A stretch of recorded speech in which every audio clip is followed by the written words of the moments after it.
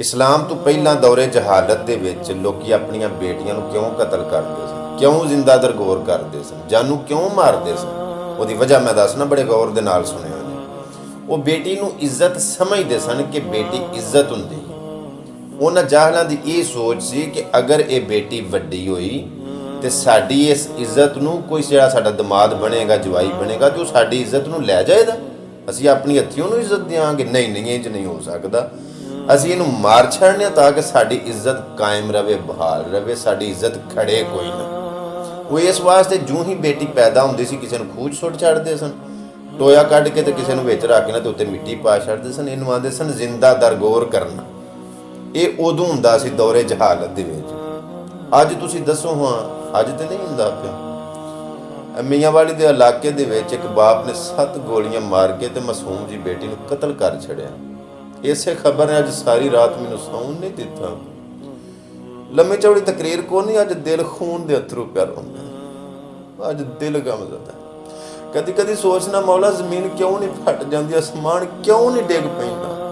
ਉਹ ਪਹਿਲੀਆਂ ਕੌਮਾਂ ਜਿਹੜੇ ਕੰਮ ਕਰਦੀਆਂ ਰਹੀਆਂ ਤੇ ਅਜ਼ਾਬ ਦਿੰਦਾ ਰਿਹਾ, ਤੂੰ ਕਿੱਡਾ ਰਹੀਮ ਹੈ, ਪਤਾ ਨਹੀਂ ਕਿਹੜੇ ਵਕਤ ਦਾ ਇੰਤਜ਼ਾਰ ਪਿਆ ਕਰ।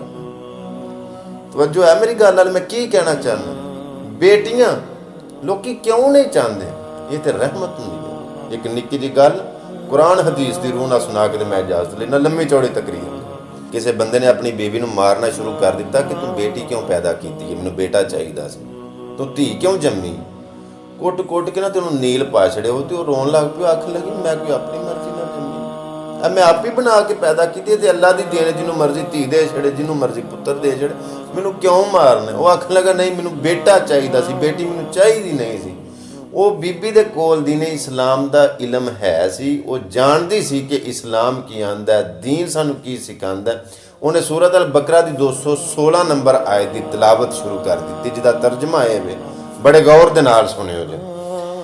सूरत बकरा की आयत नंबर 216 का तर्जमा ये वे कि मुमकिन है कि तुम किसी चीज़ को बुरी जानो और दरअसल वही तुम्हारे लिए भली हो, और ये भी मुमकिन है कि तुम किसी चीज़ को अच्छी समझो हालांकि वो तुम्हारे लिए बुरी हो।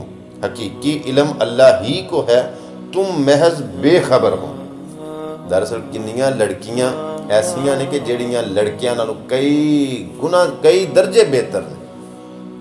ਮੁੰਡੇ ਕੀ करे ਤੇ ਮਾਪਿਆਂ ਦੀ ਕੰਡ ਲਵਾ ਛੱਡਣ, ਨੱਕ ਕਟਾ ਛੱਡਣ, ਲੇਕਿਨ ਧੀਆਂ ਆਪਣੇ ਵਾਲਿਆਂ ਦਾ ਨਾਂ ਰੋਸ਼ਨ ਕਰ ਛੱਡਣ। ਇਸ ਵਾਸਤੇ ਬੇਟੀਆਂ ਨੂੰ ਬੁਰਾ ਨਾ ਸਮਝੋ, ਬੇਟੀਆਂ ਦੀ ਅੱਛੀ ਤਰਬੀਅਤ ਕਰੋ, ਬੇਟੀਆਂ ਦੀ ਅੱਛੀ ਪਰਵਰਿਸ਼ ਕਰੋ, ਉਹਨਾਂ ਦੇ ਘਰਾਂ ਦੇ ਵਿੱਚ ਰੁਖਸਤ ਕਰੋ। ਇਹ ਬੇਟੀਆਂ ਹੋਣ, ਬੇਟੇ ਹੋਣ, ਆਪਣਾ ਨਸੀਬ ਖੁਦ ਲੈ ਕੇ ਆਉਂਦੇ ਨੇ। ਆਖਰੀ ਗੱਲ ਬੜੇ ਗੌਰ ਦੇ ਨਾਲ ਸੁਣਿਓ ਜੀ। ਇਹ ਰਵਾਇਤ ਸਹੀ ਬੁਖਾਰੀ ਔਰ ਮੁਸਲਮ ਦੇ ਵਿੱਚ ਦਰਜ ਹੈ। ਉਮੁਲ ਮੋਮਿਨੀਨ ਅਮਾ ਆਇਸ਼ਾ ਸਿੱਦੀਕਾ ਰਜ਼ੀ ਅੱਲਾਹ ਤਾਲਾ ਅਨਹਾ ਫਰਮਾਉਂਦੀਆਂ ਨੇ, ਮੈਂ ਇੱਕ ਦਿਨ ਘਰ ਬੈਠੀ ਸਾਂ, ਇੱਕ ਔਰਤ 2 ਬੱਚੀਆਂ ਨੂੰ ਲੈ ਕੇ ਤੇ ਸਾਡੇ ਘਰ ਆ ਗਈ। ਉਹ ਆ ਕੇ ਆਖਣ ਲੱਗੀ ਕੁਝ ਖਾਣ ਵਾਸਤੇ ਦਿਓ ਨਾ। ਅਮਾ ਆਇਸ਼ਾ ਸਿੱਦੀਕਾ ਫਰਮਾਉਂਦੀਆਂ ਨੇ ਕਿ ਮੈਂ 3 ਖਜੂਰਾਂ ਉਹਨਾਂ ਨੂੰ ਦਿੱਤੀਆਂ ਖਾਣ ਵਾਸਤੇ। ਉਹਨੇ ਬੀਬੀ ਨੇ 1 ਖਜੂਰ ਆਪਣੇ ਕੋਲ ਰੱਖ ਲਈ ਤੇ 2 ਖਜੂਰਾਂ ਆਪਣੀਆਂ ਦੋਵਾਂ ਬੇਟੀਆਂ ਨੂੰ ਇੱਕ ਦੇ ਛੜੀ। ਉਹ ਬੱਚੀਆਂ ਨੇ ਆਪਣੀ ਖਜੂਰ ਖਾ ਕੇ ਨਾ ਤੇ ਮਾਂ ਕੋਲ ਮੁਤਾਲਬਾ ਕੀਤਾ ਕਿ ਅੰਮੀ ਆਪਣੇ ਵਾਲੀ ਖਜੂਰ ਵੀ ਸਾਨੂੰ ਦੇ ਛੱਡੋ।